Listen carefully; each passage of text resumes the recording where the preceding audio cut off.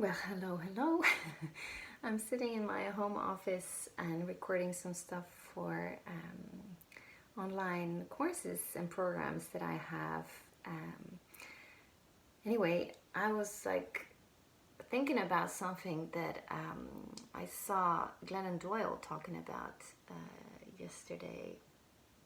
I think it was yesterday anyway. So she was talking about, how when we are in this social distancing practicing or in quarantine, whatever you call it, being isolated from normal social contact, it's like cocooning in a way. I always say that about the winters here in the north because it's like literally we're hibernating. It's so dark, and we go into this mammalian hibernation mode, I think.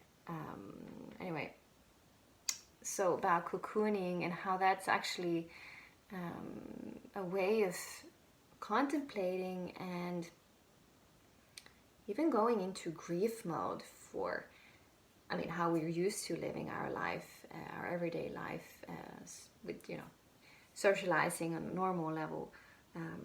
While currently we're not. Most of us are in our houses most of the time, together with our families a lot. And yeah, I found that kind of interesting. I talk about this in my book as well, Inner Spark. That book is out in Dutch now. It will come out in English just in a few months, which is exciting. Anyway, so what I talk about is this reflecting over, in the different phases of your life, who are you now, instead of trying to figure out who you are in general, but it's more like who are you now with which qualities and values you have in a given moment or a phase of your life. What is more important to you right now? So right now, in that sense, what is more important to you? Who are you right now when you're not doing what you usually do? What is important to you? Is there some things that you are grieving, that you feel are more challenging nowadays, which you usually don't find challenging? Or is there a way to check in with yourself? Perhaps you notice that you have resistance towards whatever is right now, that you have difficulty with cocooning or hibernating or surrendering. I think that's a beautiful concept as well. How do you surrender to what is right now? And I know for myself in different phases of my life, especially when things happen abruptly, changes happen abruptly, suddenly, or the changes happen that you don't have full control over, that you didn't make those, full agented choices about yourself. That happens all the time, right? That life just happens around you. And then you have to adjust or accommodate in one way or the other. So how do you do that? Like, how do you appreciate and acknowledge for yourself who you are right now? So that is, what do you need right now? What is important for you right now? And then how do you surrender to the situation?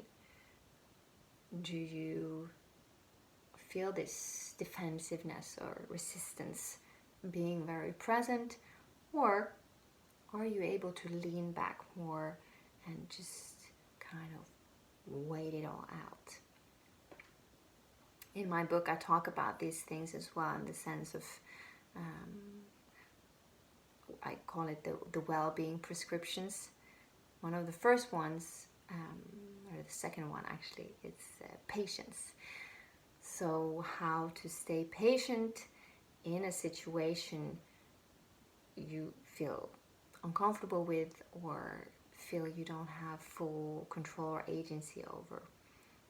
So that's normal, right? So how do you practice patience for yourself right now? How can you practice patience for yourself in this very moment?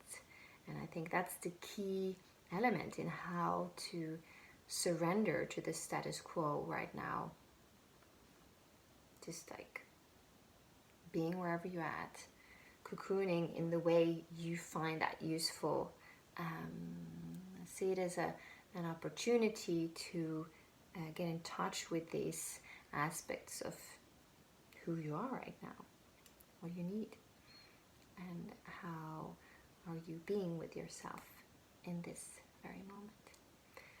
Okay, so that was a little reflection from me today to you.